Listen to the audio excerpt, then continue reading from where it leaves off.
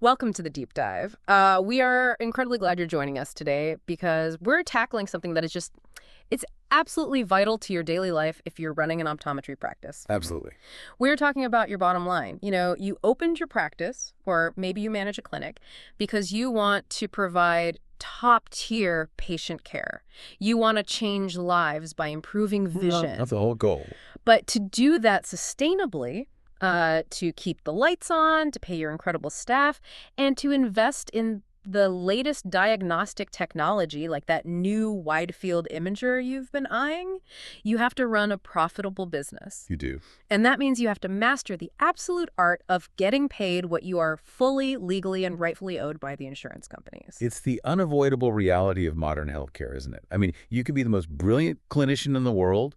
You can diagnose subtle macular changes before anyone else, or fit the most complex scleral lenses on a severe keratoconus patient. But if the administrative side of your practice is leaking revenue due to simple coding errors or a misunderstanding of benefit structures, your practice is going to struggle. Oh, heavily. The margins in eye care are simply too thin right now to leave money on the table just because a clearinghouse auto-rejected a modifier. Which brings us to our source material for today. Now, I know what you're thinking. I am holding a document that sounds about as thrilling as watching paint dry in a windowless room. It's a dense read. It is the brand new 120-plus page January 2026 Eyemed Professional Provider Manual. Yes, we are diving deep into an insurance manual today, but I really want you to completely reframe how you look at this document. Please do. If you're the practice owner or the billing manager listening right now, this is not a list of chores. It's not a punishment. This manual is a literal treasure map for your practice's revenue. That is a phenomenal way to frame it. What's fascinating here is that most providers view these insurance manuals as a set of restrictions, a giant list of things they cannot do or administrative hoops they have to jump through just to get a fraction of their standard private pay fee. Right, exactly. But if you read it closely, and I mean really dig into the weeds, it is actually a rulebook for optimization. It really is. Understanding the why behind Eyemed's coordination of benefits or their specific carve-outs for certain corporate clients and their incredibly precise definitions of medical necessity. That is the absolute key to unlocking thousands, if not tens of thousands of dollars in unclaimed reimbursements over the course of a single fiscal year. Okay, so let's unpack this. We are going to extract every legitimate billing strategy, every coding loophole, and every reimbursement maximization tactic hidden in these 120 pages. The mission today is simple: equip you to get paid what you are owed. That's the mission. So if you're driving, just let this soak in. Or if you're at the clinic, maybe pull up your practice management software and follow along. Good idea. Let's start with the absolute foundation: credentialing. And how to avoid the dreaded out-of-network trap. Because honestly, it doesn't matter how well you code if you aren't actually in the system. Right. You cannot maximize your revenue if your claims are being kicked back right out of the gate for basic credentialing oversights. The 2026 manual is very clear about the baseline rules here. Eyemed requires recredentialing at a minimum of every 3 years. Every 3 years. They utilize the Council for Affordable Quality Healthcare, CAQH, as their primary database. Your CAQH profile has to be perfectly up to date. And we aren't just talking about your mailing address here. No, it's the big stuff. Exactly. Your professional liability insurance, which Eyemed rigidly mandates at $1 million per occurrence and $3 million aggregate, has to be current in that portal. Your therapeutic pharmaceutical agent certification, your TPA, and your DEA licenses have to be active. And I want to pause on that because this is where practices get lazy. They upload the new malpractice face sheet to CAQH and they think they are done. But the manual says the burden is entirely on you to proactively notify Eyemed when you make those updates, right? Precisely. If Eyemed or their credentialing vendor asks for additional information, or if you just renew your license, you cannot assume their automated system will just ping CAQH and figure it out. They won't. No. If you assume that, your credentialing stalls. And when credentialing stalls, your revenue stops.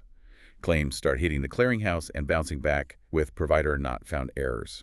Okay, so that is the baseline maintenance. But I want to talk about the real pain point for growing practices. Yeah. Let's say you just hire a brilliant new associate doctor. Okay. They just graduated, or maybe they moved from out of state. They are ready to see patients on Monday. Exciting time. It is, but normally you submit their credentialing application and then you wait and wait For weeks, sometimes months, that new doctor is technically out of network. It's a huge problem. From an operational standpoint, that means you are either turning away Eyemed patients to keep them off that doctor's schedule, or the patients are paying your full private pay rate out of pocket and submitting their own super bills, which creates a frankly terrible patient experience at the front desk. It does. Nobody likes doing that. But reading through this manual, I found a massive aha moment.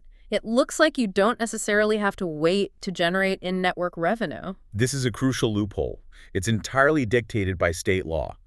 The 2026 manual explicitly outlines a process for in-network reimbursement while the credentialing process is still pending. While it's pending. Yes, it applies to specific states. If your practice operates in Colorado, Georgia, Illinois, Maryland, Minnesota, Nevada, New Hampshire, New Jersey, New Mexico, Ohio, Texas, Virginia, or Wyoming, state laws actually permit your new doctors to request to be reimbursed at in-network rates the moment their application is in process. I'm looking at that list of states that covers a massive percentage of the practices listening right now. That is literally weeks of full schedule revenue that you do not have to lose. But I'm assuming you can't just slap the new doctor's name on a claim, hit submit in your EHR, and hope the clearinghouse figures it out. Definitely not. If you do that, the claims will auto-deny instantly because the NPI isn't tied to your location's tax ID in their live adjudication system yet. Makes sense. The manual lays out a very specific manual process you must follow to the letter. First, your practice, the employer, must already have an active contracted location with Eyemed. Right. Second, you must submit a highly specific written request to their credentialing department before you submit a single claim for that new associate. What exactly goes into that request? Because knowing insurance companies, if you miss one checkbox, they throw the whole thing out. Oh, they will. It's Yeah. the comprehensive package. You need to send an email to their specific provider network address. That email has to include confirmation that you have already submitted the initial online credentialing application. You need to attach their complete, active CAQH profile, showing their ID number. You need a recently updated attestation questionnaire that shows no history of adverse events or malpractice payouts in the last 5 years. You need an updated information release form. It's a lot of paperwork. On top of that, you have to attach the actual proof of that $1 million, $3 million liability policy, their valid state licenses, their DEA or TPA certifications, and proof of Medicare participation. You package all of that up, you send it in, and you wait for written approval from Eyemed granting this interim status. Let me play devil's advocate here as a practice owner. Let's say I get that approval email. I'm cleared. But you just said they aren't in the electronic adjudication system yet. Does that mean my billing coordinator has to drop all of these claims to paper? Yes. If we connect this to the operational reality of how insurance clearinghouses function, electronic claims will absolutely fail. The manual specifically mandates that if you are approved for this interim in-network status, you must submit all claims for that specific doctor using the hard copy claims process. That means your staff is printing out a physical CMS 1500 form, stuffing it in an envelope, and either faxing it to their specific claims fax number or literally mailing it to their facility in Mason, Ohio. Hold on. You want my billing manager to print physical CMS 1500 forms by hand for every single Eyemed patient that new doctor sees for 2 months. Yes. Do you know how much hourly labor that costs? Is it really worth the administrative friction? Let's do the math on that. If it takes your biller 5 extra minutes to print and fax a CMS 1500 form, and your biller makes $30 an hour, that costs you about $2.50 in labor per claim. Okay. But if you don't do this, and you have to leave that associate's schedule empty, or you lose the patient entirely because they won't see an out-of-network provider, you are losing a comprehensive exam fee plus the materials margin. That's easily $200 to $300 per encounter. So yes, it is a massive administrative headache. But compared to losing a month of revenue on a doctor you are already paying a base salary to, Yeah. it is an absolute no-brainer. It is entirely worth the stamp. Okay, when you put the math like that, the $2 in labor makes perfect sense. I will buy the stamps. Now, speaking of keeping the schedule full, let's talk about practice owners wanting to take a vacation. Say I want to take my family to Cabo for a week and a half. I hire a fill-in doctor, a locum tenens, to cover my clinic. Can I just have my front desk bill everything under my NPI since it's my practice and my patients? That is a fast track to a devastating audit and a massive financial recoupment. Ouch. Eyemed has very strict, clearly defined rules regarding locum tenens coverage. The critical threshold you need to train your staff on is 7 consecutive days. 7 days. If you are going to be out of the office for 7 consecutive days or more, your locum tenens doctor cannot use your billing credentials. They must be fully credentialed with Eyemed themselves, and they must file all claims under their own individual national provider identifier, their NPI, once you have officially associated them with your location through the Eyemed online update form. So basically, unless they're only covering for a long weekend, I have to make sure the fill-in doc is fully in-network on their own merit. Are there any exceptions to this? The only exception explicitly carved out in the 2026 manual is for the state of Missouri. If your practice is in Missouri and you wish to use a non-credentialed locum tenens doctor for an extended period, there is a special proactive request process you have to undergo prior to them seeing a single patient. Good to know for our Missouri listeners. But for the rest of the country, your fill-in doctor must be fully credentialed if you were gone for a week or more. If you don't set this up in advance, all the revenue generated by that fill-in doctor while you're on the beach is at severe risk of being completely denied or retroactively recouped. All right, so the foundation is set. Keep CAQH pristine, utilize the credentialing grace period with paper claims if your state allows it, and legally credential your fill-in doctors. That protects the baseline. Let's transition into the actual exam room. We need to talk about the critical distinction between medical and routine vision billing and how coordination of benefits, or COB, actually functions in the real world. This is perhaps the most fundamental paradigm shift an optometry practice can make to stop leaking revenue. You have to train your entire staff, from the front desk to the technicians to the doctors, to understand which bucket to bill your services to. Right, the buckets. Is this a routine vision encounter which goes to Eyemed? Or is this a medical encounter which should be routed to the patient's major medical carrier, like Blue Cross, Aetna, or United Healthcare? Knowing the rules of these two buckets drastically alters your reimbursement strategy, and the manual gives very specific guidance on how they expect you to make this decision. And clinically, we know the difference. But administratively, it all boils down to the chief complaint rule. How a patient answers the question, "What brings you in today?" dictates the entire financial trajectory of that 30-minute slot. Exactly. If we look at the policy outlined in the manual, it states that if a patient presents without a specific complaint related to a medical condition, for example, they check in and say, "I'm just here for my annual checkup," or "I just need to update my glasses prescription because I'm squinting at night," it is most appropriate to bill the vision plan, Eyemed, for the visit. Okay. Now, here is the nuance that trips up a lot of young doctors. Even if you dilate that patient and discover a medical condition during that routine exam, like early-stage glaucoma, a peripheral retinal hole, or a developing cataract, the purpose of the visit was routine. Therefore, the exam itself should still be billed to Eyemed. I see practices get confused on the coding for this all the time. What does the manual say about the actual codes to push through the clearinghouse for that scenario? The manual explicitly lists their preferred claims codes. For a routine comprehensive eye exam, Eyemed strongly prefers the use of HCPCS S codes over standard CPT codes. The S codes. Yes. Specifically, you should use 0623 for a new patient routine exam and S0621 for an established patient routine exam. Using these S codes clearly signals to their automated adjudication logic that this was a routine encounter. That speeds up processing and avoids accidental medical rejections that can happen if you use a 92 series medical code on a routine vision plan. Okay, but what happens when the front desk asks, "What brings you in today?" and the patient says, "My left eye has been aching for 3 days, it's bright red, and my vision is blurry"? In that scenario, their chief complaint is inherently medical. It is an injury or an illness.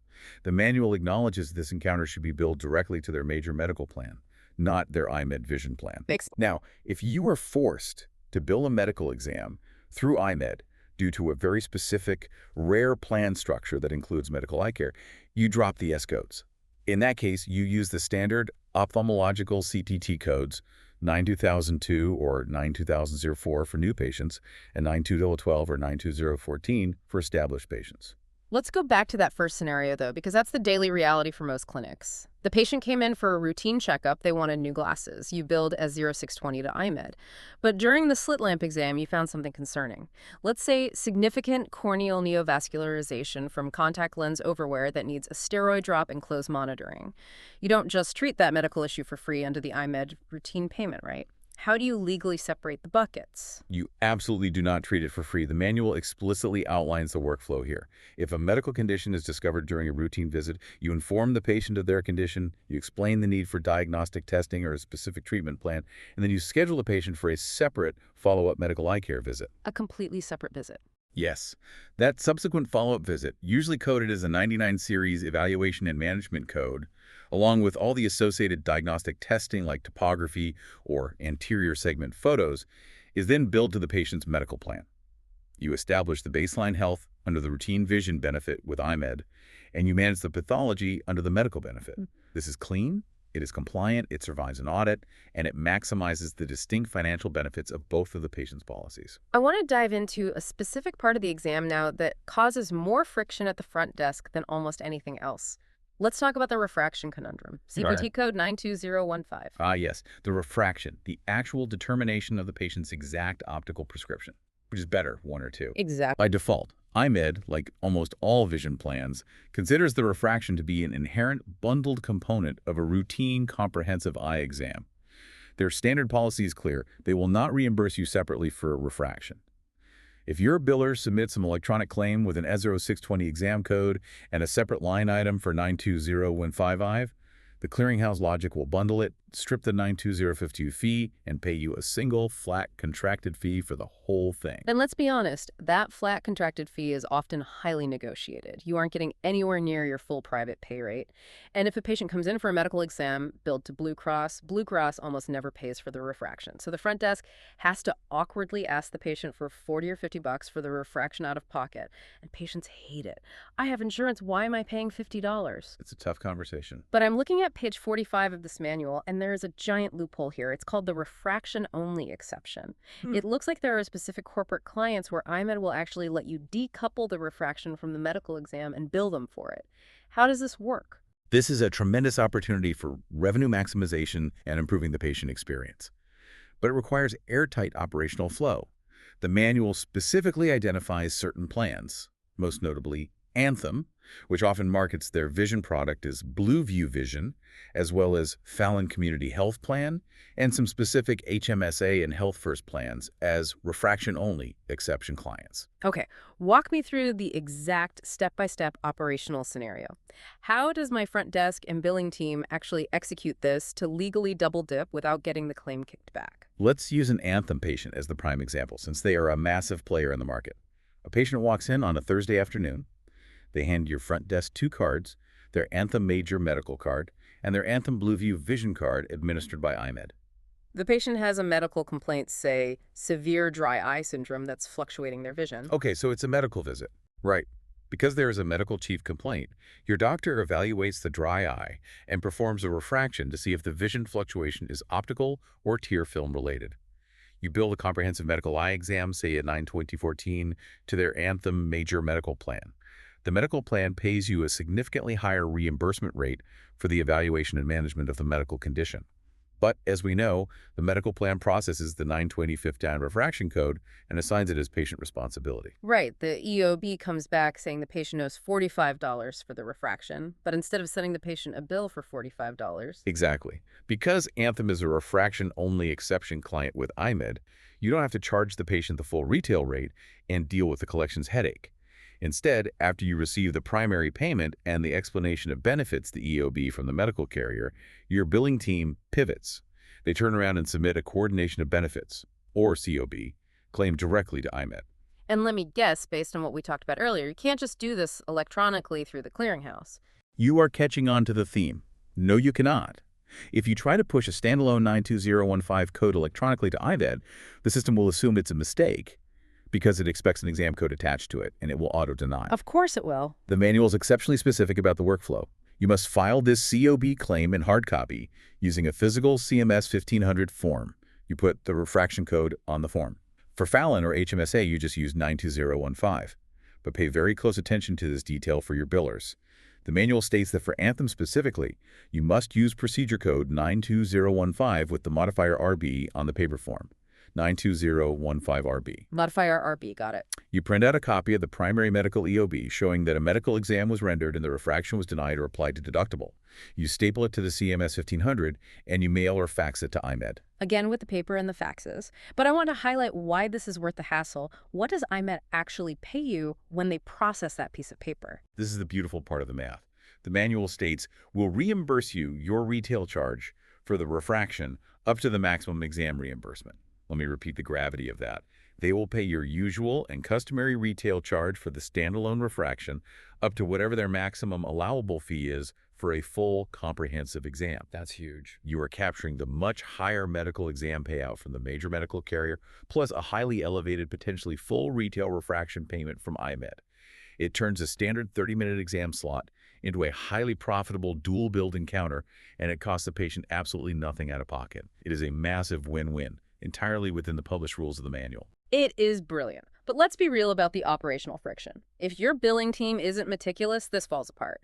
They have to remember to pull the primary EOB, print it, fill out the paper, CMS 1500, remember the obscure RB modifier just for Amptum, and fax it in. If they forget the modifier, it denies. If they try to force it through the clearinghouse electronically to save time, it denies, and then they spend 45 minutes on hold with provider relations trying to fix it. Which brings up a vital point about practice management systems.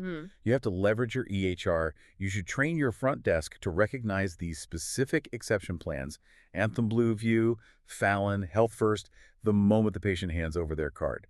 You should configure a hard stop pop-up alert in your practice management software that triggers when one of those plans is selected, reminding the biller, if medical exam billed, drop 92015 to paper COB with primary EOB. Yes, automation is key. That one software configuration could be worth thousands of dollars a year in captured, maximized refraction revenue that you are currently just writing off. Okay, we've optimized the baseline exam. Now I want to move into what is arguably the most complex but financially rewarding section of the entire manual. If the refraction exception was a goldmine, this is the mother lode. We need to talk about medically necessary contact lenses, or MNCL. If you look at the fee schedules associated with the Eyemed manual across all their different tiered plans, the MNCL benefits are consistently, without question, one of the highest reimbursing categories available to a provider. However, because the financial payouts are so high, the scrutiny is equally high. They aren't just giving it away. No, the rules for qualifying, documenting, and coding for these lenses are incredibly strict. Eyemed will not just hand over $1,000 because a patient has a bit of astigmatism and prefers contacts over glasses. You have to conclusively prove medical necessity according to their exact, rigid criteria. Let's talk about the actual numbers first, because the reimbursement tiers are absolute aha moments for anyone who hasn't read the fee schedule closely in a few years. The manual dictates that if the patient's benefit is a copay structure, which many are, Eyemed reimburses the provider 95% of their retail charge, up to massive, highly specific limits based on the underlying condition. What are those limits looking like for 2026? The limits are staggering, especially if you are used to the standard routine contact lens allowance of, say, $130 or $150. For conditions like anisometropia and high ametropia, Eyemed reimburses 95% of your retail charge up to a cap of $700. Wow. If you are fitting a patient with mild to moderate keratoconus, that cap jumps up to $1,200. If the patient has advanced keratoconus ectasia or falls under their specific vision improvement category where glasses simply cannot correct them to 20/20, the cap is $2,500. $2,500. And it goes even higher for specific pediatric conditions, particularly in California. For example, fitting a pediatric aniridia patient is capped at $3,730, and pediatric aphakia, a child born without a lens in their eye, is capped at an incredible $5,800. Up to $5,800 for a single patient encounter. That right there is why practice owners need to stop treating this manual like a coaster for their coffee mug. But to get that money, you can't just check a box that says medically necessary. The clinical qualifying criteria are rigid, and more importantly, the billing thresholds are absolute. Clinically, we all know what anisotropia looks like. You've got a wildly different prescription between the two eyes. You're trying to prevent amblyopia or manage anisoconia.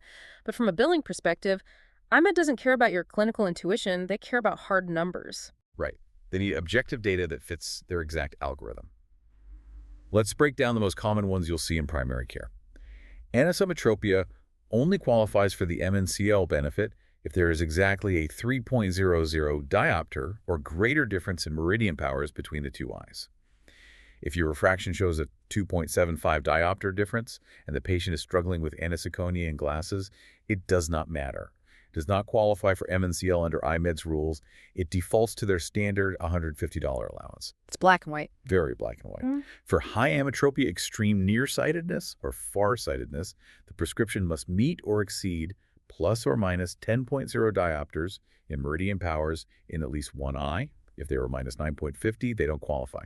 And for keratoconus, the progressive thinning of the cornea, it has to be formally diagnosed. And we'll talk about the documentation requirements for an audit later, but you must have the topography to prove it. And the manual is very specific about the exact diagnosis and procedure codes you have to use to prove these conditions to the clearinghouse. You can't just use standard CPT fitting codes like 92310 for everything. Correct. The AMA's CPT codebook only has a specific procedural code for keratoconus fitting, which is 92072. For the other conditions, CPT hasn't designated highly specific codes that differentiate the reason for the fit. So, to get around this, Eyemed created their own internal coding logic using modifiers on the standard codes. Okay, what are the modifiers? For anisometropia, you must submit the fit using 92310 with the modifier AN, so 92310AN. For high ametropia, you use 92310HA. For the vision improvement category, you use 92310VI. If you just submit a standard 92310, the system assumes it's an elective fit, and you get the standard $150 allowance, completely missing out on the $700 to $2,500 caps. You must submit these exact proprietary codes to trigger the high-tier MNCL fee schedules. Okay, so you have the right diagnosis, you have the right modified fit code, but the strategy doesn't stop there. The manual outlines a very specific, almost delicate way you have to structure the claim itself. If your biller messes this up, the system rejects it or downcodes it. The manual states unequivocally how the claim must be built. You must submit exactly one fit code and up to two material codes, one for the right eye, one for the left eye, on one single claim with one single date of service. One claim, one date. For the material codes, you use the standard HCPCS codes like V2599 for custom lenses, V2510 for standard rigid gas permeable, or V2520 for hydrophilic soft lenses. But here's the critical step. You must append the P2 modifier to every single material code. The P2 modifier is a universal signal to the clearinghouse system that these are medically necessary materials, not elective aesthetic lenses. If you forget the P2, it defaults to the elective allowance. So one fit code, two material codes with P2 modifiers, one claim, one date of service. Let's talk about the operational trap here. This is where I have seen well-meaning, thorough practices lose thousands of dollars because their EHR software tries to be too smart. What happens if a patient actually clinically qualifies for two conditions? Let's say you have a patient with advanced keratoconus, but they also have high ametropia, they're minus 12.00. Your doctor documents both in the chart because they're both true. Your biller, wanting to be thorough and prove to the insurance company just how medically necessary these lenses are, lists both conditions on the electronic claim. Is that a good strategy? It is a disastrous strategy. This is one of the most critical warnings hidden in the text of the manual. The text explicitly states, if you select more than one condition on the claim, we'll reimburse you based on the lowest paying condition. Wait, let me make sure I'm hearing this right. If you give them more medical justification, they mathematically penalize you. Yes. It is a quirk of how their automated adjudication software is programmed. If the system sees two qualifying codes, it automatically defaults to the lower fee schedule to protect the insurer's bottom line. That's wild. Let's break down the math on that. Sure. Your patient has keratoconus, which has a reimbursement cap of $1,200. They also have high ametropia, which caps at $700. Your doctor properly clicked both diagnoses in the EHR. Your billing software auto-populates both diagnosis codes onto the CMS 1500 electronic file.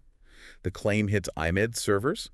The computer sees keratoconus and high ametropia, and it automatically triggers the high ametropia fee schedule. It pays you the $700 cap. So you just lost $500. You just lost $500 of clean profit on a complex scleral lens fit simply because your software provided too much accurate clinical information. That is mind-blowing, and exactly why practice owners have to read the manual. $500 evaporated into the ether because of a software autofill. So the strategy is crystal clear. Your billing manager must manually intervene, review the chart, and select and submit only the single highest qualifying condition code on the claim. Precisely. They need to strip the secondary codes off the claim before hitting submit.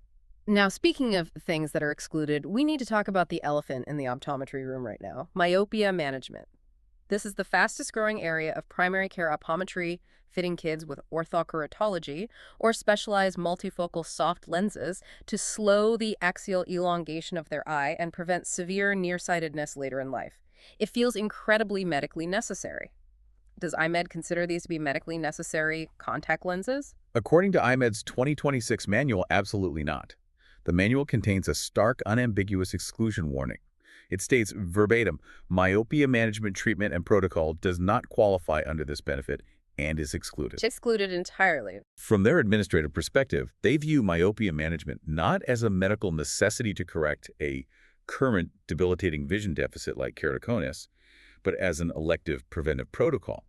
Therefore, you cannot, under any circumstances, bill orthokeratology lenses or MisSight or Ability lenses used for myopia management under the high-tier MNCL benefit. Are there any exceptions to that rule? Because I know some parents are demanding coverage for this. There is one very specific, highly targeted exception mentioned in the 2026 manual. The corporate client, Johnson & Johnson, has a specific custom benefit plan for their own employees that actively covers myopia management. For that one specific group of employees, there is a $1,000 lifetime allowance, but it requires a custom paper claim form with specific J&J mandated modifiers. Okay, so just J&J. Yes. For the other 99.9% of your Eyemed patients, myopia management is strictly an out-of-pocket private pay service. And from a practice management standpoint, you must clearly communicate that to the parents and have them sign an advance beneficiary notice or a private pay agreement before you begin the program, or you will end up eating the cost of those expensive specialty lenses.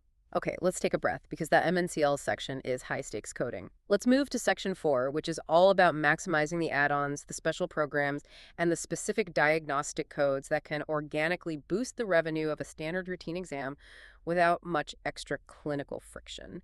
Let's start with the easiest, most universally applicable revenue generator in the entire manual, retinal imaging. Retinal imaging, taking a high-resolution, wide-field digital photograph of the back of the eye with an Optos or a Claris, is fantastic baseline clinical care. And Eyemed recognizes this, so they have structured a specific benefit for it across almost all their plans. The manual states that all plans include either a discounted rate or a fully funded benefit for retinal imaging. And what does that mean for reimbursement? When it's a covered benefit, the member pays a copay at the front desk, usually somewhere between $0 and $30, depending on how good their employer's plan is. And here's the key operational takeaway. Regardless of what the patient's copay is, the provider is reimbursed up to a total of $39 for the service. So even if the patient's plan says their retinal imaging copay is $0 and they hand the front desk nothing, Eyemed still cuts you a check for $39 on the back end. Exactly. Now, the manual explicitly notes that retinal imaging is an optional elective benefit, and it is entirely the choice of the member to receive the service. You cannot force a patient to get it, you cannot make it a mandatory part of your exam, and you absolutely cannot deny them care if they refuse the photo and opt for standard dilation. Of course not. But from a purely business standpoint, offering this technology consistently and training your technicians to educate every single patient on the clinical value of having a baseline photographic record of their retina is a guaranteed way to significantly boost your per-patient revenue. Let's do the math again. Let's do it. If you see 20 Eyemed patients a day, and your technicians are good enough that half of them, 10 patients, opt for the imaging, that is $390 in additional daily revenue for a test that takes a technician maybe 2 minutes to perform. Over a 250-day clinical year, that's nearly $100,000 in pure high-margin revenue just by properly utilizing the retinal imaging benefit code. It is a no-brainer to implement that workflow. Now let's talk about the diabetic and hypertensive eye care programs. This is where Eyemed starts to intentionally blur the line between routine vision and medical care, and if your doctors know the right ICD-10 codes, you can bill for significant additional diagnostic services directly to Eyemed. Many large Eyemed corporate clients purchase an add-on rider called the Diabetic Eye Care Plan. This is essentially a hidden, limited medical benefit bolted onto the chassis of the routine vision plan. If a member qualifies for it, they are eligible to receive benefits for specific follow-up diagnostic services that are normally strictly medical. And how do they actually trigger that qualification in the system? It is all driven by the diagnosis code you submit on the initial routine claim. If to examine a patient, dilate them, and code for diabetes using the ICD-10 range E08 through E13, the Eyemed system automatically flags their profile as eligible for the diabetic eye care rider. And once they're flagged. Once they are flagged, you can bring them back for a separate follow-up visit to monitor their diabetic retinopathy, and you can bill Eyemed directly for advanced diagnostic procedures. The manual specifically lists the CPT codes allowed. Fundus photography, code 92250, extended ophthalmoscopy, codes 92201 and 92302, donioscopy, code 920202, and computerized ophthalmic diagnostic imaging, or OCT, code 92134. Let's talk about why this is operationally so much better than billing major medical. If you have a diabetic patient, you do the routine exam, you find some suspicious background retinopathy or a microaneurysm. Normally, you'd bring them back 2 weeks later, run an OCT of the macula, and bill that 92134 to their Blue Cross medical plan. But it's January, and the patient has a $3,000 medical deductible that they haven't touched. So the claim process is Blue Cross pays nothing, and now your front desk has to chase the patient for $150 for the OCT, which ruins the patient relationship. It really does. But with this Eyemed writer, you can bring them back, run the exact same OCT, bill the 92134 directly to Eyemed, and bypass the major medical deductible nightmare entirely. Precisely. It radically simplifies the billing process, guarantees your reimbursement, and provides excellent, frictionless continuity of care for the patient. But you have to pay attention to the specific client quirks, because it's not just for diabetics anymore. What do you mean? What's fascinating here is that the 2026 manual notes that for 2 specific massive groups employees of Humana Inc.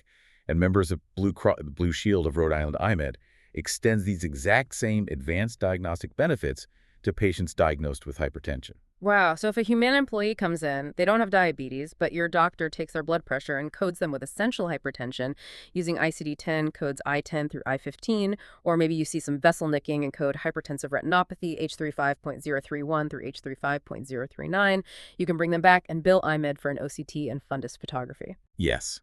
The manual explicitly outlines the hypertensive eye care program carve-out for those specific groups. Again, it highlights the immense importance of your staff knowing the specific benefits of the patient sitting in your chair. An OCT is a high reimbursement diagnostic test. If your doctor doesn't realize the patient's plan covers it for hypertension, they might hesitate to run it to save the patient money, or they might try to bill their major medical plan, hit that high deductible, and the practice ends up having to write off the balance as bad debt. Knowing the Eyemed carve-out protects your clinical standard of care and your revenue stream simultaneously. Okay, what about computer vision, or VDT benefits? We all stare at screens all day, and digital eye strain is a massive chief complaint. Does Eyemed pay extra for dealing with that? Yes, for specific corporate plans. VDT stands for Visual Display Terminal. If a member's employer has purchased a VDT rider, the member actually gets an additional, entirely separate eye exam benefit specifically dedicated to determining an intermediate refraction. They get their standard routine exam for their distance and near reading prescription, and then a second, distinct benefit for their computer distance prescription. So, operationally, how do we bill that to capture both fees? It means you effectively get paid twice for the exam components. The manual states you will receive your full contracted eye exam reimbursement for the intermediate refraction if you use the specific CPT code 92015 with the modifier TG. Modifier TG. Correct. And on the optical side, you receive standard materials reimbursement for a completely separate pair of computer-specific glasses. You just have to make sure your biller selects the specific VDT plan from the drop-down menu in the online claims system because it is housed as a completely separate policy from their primary routine benefit. If you try to bill it under the routine plan, it will deny as a duplicate service. And briefly, before we move to optical, let's touch on low vision. If you have a practice that caters to patients with significant visual impairment, macular degeneration, advanced glaucoma, the manual states you can bill a supplemental low vision exam and get reimbursed up to $125. And crucially, it notes you cannot balance bill the member for that exam time. But for the low vision aids themselves, the specialized magnifiers, the telemicroscopes, you are reimbursed up to 100% of the patient's allowance. It's a highly specialized service, but if you offer it, it's good to know the manual supports the extended chair time. Correct. It is a vital, time-intensive service, and the manual ensures you are compensated fairly for the extended evaluation that low vision requires without passing a massive burden onto a vulnerable patient population. All right, we are halfway through the treasure map. Let's step out of the exam room and move to Section 5. Materials, the lab network, and protecting your optical margins. Because making the money on the clinical exam is only half the battle. How you process the physical glasses and lenses through Eyemed's network dictates how much of that optical margin you actually get to keep in your bank account. The overarching, non-negotiable rule of the Eyemed manual is that you are contractually obligated to use their specific network of approved contract labs, which includes the major players like Essilor, Wallman, and Luxottica labs, for all Eyemed member eyewear when the patient is using their funded benefits. If you try to bypass their labs and edge the lenses yourself without formal authorization or send them to an out-of-network independent lab that you prefer, Eyemed will severely penalize your reimbursement or refuse to pay the material claim entirely. We all know the lab lock-in is frustrating, but there are ways to maximize the material's benefit within their rules. Let's talk about the additional glasses allowance strategy. What is the play here? Some corporate groups are very generous to their employees and provide a flat glasses allowance in addition to the standard funded line item benefit. For example, a patient might have a primary benefit that covers a frame up to $150 and standard single vision lenses with a $10 copay. And, hidden in their plan details, they have an additional glasses allowance of $100 to spend however they want. So how do you instruct the opticians to bill that to maximize the value for the practice and out-of-pocket savings for the patient? The manual explicitly instructs providers on the required sequence. To optimize the benefit, you must always apply the standard frame and lens benefit first to the primary pair of glasses, usually their everyday progressives. Once that primary claim is completely finalized in the system, you submit the additional allowance as a separate claim in a completely separate transaction. Why do they need to be separate? Because the manual states that providers are reimbursed 100% of their submitted charge up to that additional allowance amount. By separating the claims, you ensure you capture the full contracted rate for the primary pair. Then, you capture every single dollar of the supplemental $100 allowance at 100% retail value, usually applying it to a second pair of glasses, prescription polarized sunglasses, or dedicated computer glasses. If you try to lump it all onto one claim, the system's discount logic will eat the allowance and you'll lose the margin. It's a classic stacking strategy. Apply the heavily discounted fee-scheduled benefit first, then apply the flat cash allowance second. Now, what about the safety eyewear program? You mentioned this briefly earlier. A lot of manufacturing, union, and industrial employees have this benefit. Is it really worth the hassle of dealing with these strict ANSI-certified frames, the side shields, and the rigid lab rules? Financially, yes, it can be highly lucrative if you understand the fee structure and train your opticians correctly. The safety eyewear program is typically a materials-only benefit. The exam is usually covered under their primary plan. First, the easy money: for every complete pair of safety glasses you process through the Eyemed Safety Lab network, you receive a flat $25 dispensing fee. Okay, $25 is nice, but it's not exactly going to buy that new wide field imager. Where is the real revenue angle for the practice owner? The real revenue is in the lens options and the strategic upsell. The manual outlines a fascinating financial incentive here. For any lens option that is explicitly covered by the safety plan, say, standard polycarbonate lenses, which are mandatory for safety, you accept the plan's contracted copay. But for any non-covered lens options applied to those safety glasses, say a premium anti-reflective coating or high-index materials or specialized photochromic tints, the manual explicitly states that you receive 100% of your submitted retail charge. Wait. 100% of your actual retail price, not a heavily discounted Eyemed fee schedule for the add-ons. Exactly. 100% of your submitted retail charge for non-covered options. This creates a massive structural incentive for your opticians to actively educate patients on premium lens upgrades for their safety eyewear. Think about the use case. If a patient is working a 10-hour shift under harsh fluorescent factory lights or driving a forklift outdoors, a premium anti-reflective coating or a photochromic lens is highly clinically beneficial for their visual fatigue. And because it is non-covered by the basic safety plan, your practice collects the full retail margin on that $150 AR coating upgrade. It transforms a low-margin $25 dispensing fee transaction into a highly profitable premium optical sale. That is a phenomenal insight. Practice owners, you need to go teach your opticians to actively offer premium AR and photochromics on safety glasses today. And finally, for this optical section, the manual mentions in-office finishing, or IOF. If I have an edger in the back room of my clinic and I pay an optician to cut my own single-vision lenses, do I get penalized by Eyemed for bypassing their finish lab, or do I get rewarded? You are rewarded, provided you follow the protocol. Eyemed has a specific single-vision in-office finishing program. You have to formally apply, be approved, and your edging equipment has to meet certain calibration standards. But if you are approved, you order the uncut lenses directly from the Eyemed Network lab. The manual states that when you process these jobs, you may receive an additional dispensing fee on top of the standard material reimbursement. You get paid extra for doing the labor in-house, which improves your optical margins and drastically speeds up the delivery time for the patient, which drives patient loyalty. Okay, we are in the home stretch now. Let's look at Section 6. Client-specific loopholes and stacking benefits. The entire back half of the 2026 manual is basically an encyclopedia of specific corporate clients and their unique, quirky, highly specific rules. We already touched on the Anthem and Humana carve-outs, but what is the biggest, most complex loophole hidden in this section? Without a doubt, it is the Cigna double stack. This is an absolute masterclass in coordination of benefits, and if your biller pulls this off, it's incredibly lucrative. Okay, set the scene for us. Operationally, what does this look like when a patient is double covered? Let's say a husband and wife both work for massive corporations that use Cignavision, which is administered on the back end by Eyemed. The husband comes in for an exam, he has his primary plan through his job, and he is also listed as a dependent on his wife's secondary Cigna plan. Normally, dual vision coverage is an administrative nightmare of partial payments, confusing EOBs, and frustrated patients. How does the manual say we should handle two Cigna plans? The manual actually has a specific dedicated subsection titled Claim Filings for Two Cigna Plans.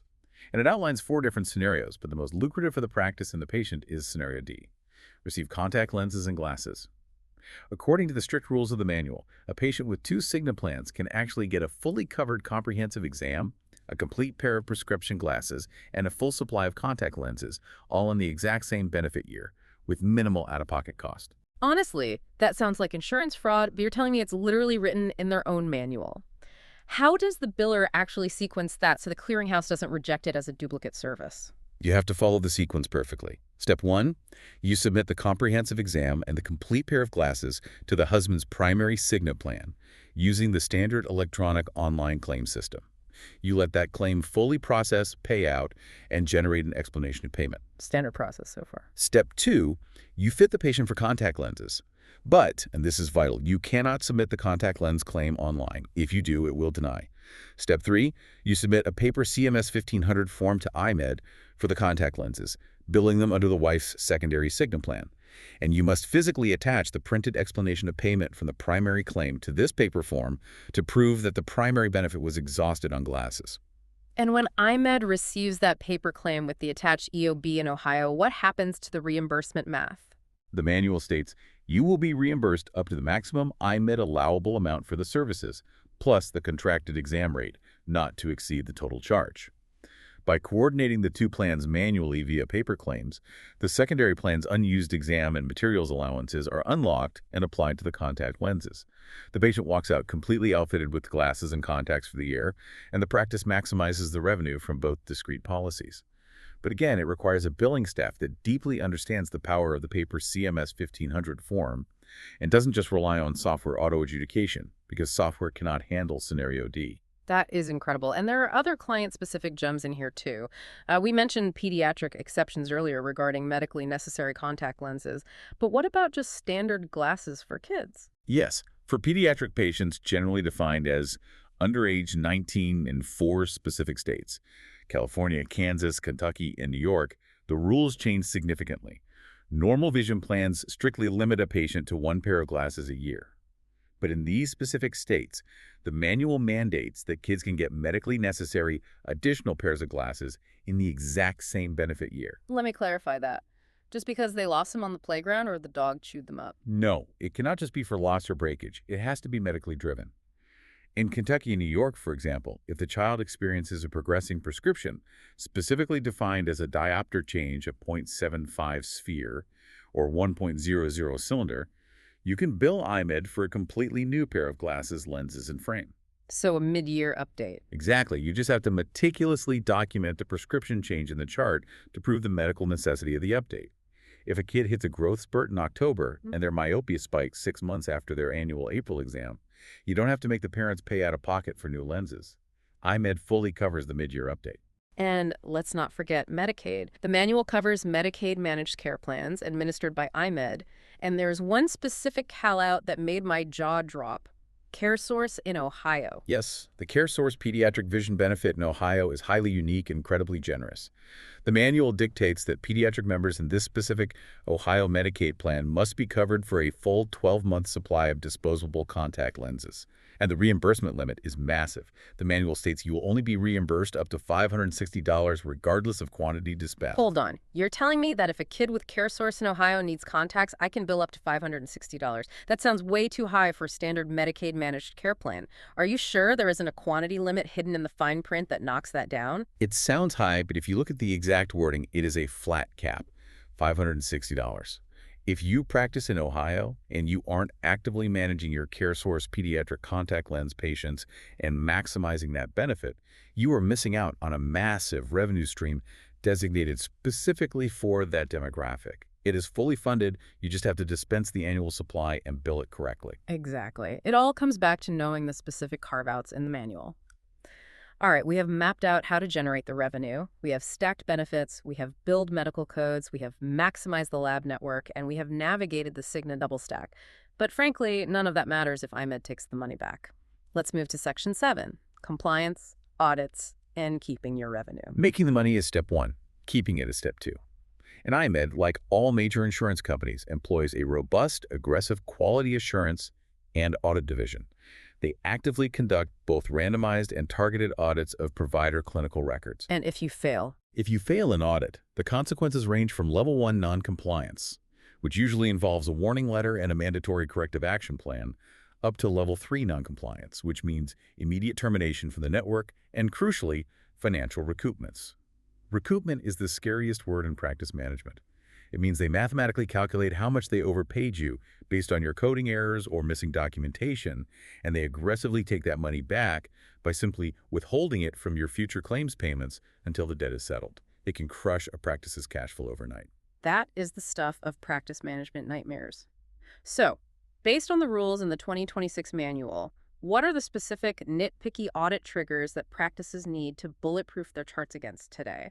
The manual provides a very clear, unambiguous list of their eye exam requirements. It's not a clinical suggestion, it's an administrative mandate. If they pull a chart for an audit, these specific elements must be present. One of the biggest traps for primary care doctors is the dilation requirement.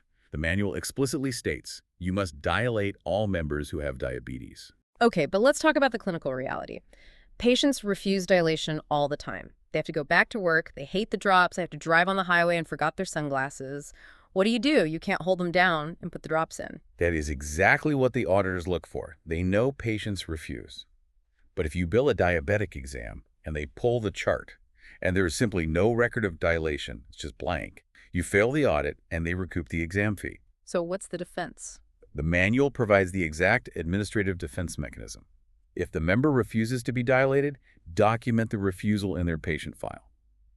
That single explicit sentence in the chart, something like, patient educated on critical need for diabetic retinal dilation, patient refused today due to driving concerns, protects the entire exam fee from recoupment.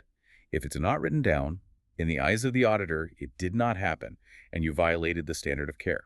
What else are they aggressively looking for? You mentioned blue light filtering lenses earlier. Yes, blue light filtering lenses are incredibly popular right now, and Eyemed has created a specific HCPCS code for them, V2745 with the modifier TG. But because it's an upgraded, highly utilized benefit, they audited heavily to ensure practices aren't just slapping generic anti-reflective coating on a lens and billing it as a premium blue light filter. The manual states, failure to provide proper documentation that you dispensed an approved blue light or digital single vision lens design could result in recoupment. So the optician can't just type blue light lenses dispensed in the optical notes? Absolutely not. You need to meticulously document the specific manufacturer and the exact lens design name. You need to be able to prove via lab invoices that you dispensed a lens that actually meets Eyemed's clinical criteria for blue light filtering, not just a generic AR that happens to reflect a blue hue. If the invoice from the lab doesn't perfectly match the specific approved list in their internal lens guidelines, they will take the reimbursement back. And I imagine the medically necessary contact lens claims we talked about earlier are heavily audited simply because the payouts are so high, up to $2,500 for keratoconus. They're arguably the most heavily scrutinized claims in the entire system. The manual explicitly warns providers will periodically review clinical records to make sure you're correctly applying the medically necessary contact lens benefit. We'll be checking whether the documented prescription supports the qualifying condition submitted on the original claim. So if your doctor bills for keratoconus to get that $1,200 reimbursement, Your chart better have the corneal topography scans attached, the degraded entering visual acuity documented, and the specific slit lamp findings like Vogt's striae or Fleischer's ring that conclusively prove keratoconus. and for high emetropia. If you bill for high ametropia to get the $700 cap, the spectacle prescription in the chart must clearly and undeniably show a meridian power of plus or minus 10.00 diopters. If there is a mismatch between the billed condition and the clinical evidence in the chart, say they are only a minus 9.000, but you billed the high ametropia code, they don't just ask for the money back. What do they do? The manual states ominously, we can consider any inaccurate submission to be a false claim. Falsifying information or filing false claims can result in disciplinary action up to and including termination from our network. They literally treat it as potential insurance fraud. So the golden rule of audits is your clinical documentation must be an impenetrable fortress that perfectly mathematically supports the specific codes you submit. Precisely. And the last compliance issue we need to touch on involves the bane of every optical manager's existence: mandatory discounts. Right, the mandatory 20% off additional pairs of glasses or the arbitrary discounts on non-covered items. Practice owners generally hate these because it eats directly into their retail margins on private pay items. The manual dictates that you must honor point-of-sale discounts for Eyemed members. It's part of the contract you signed.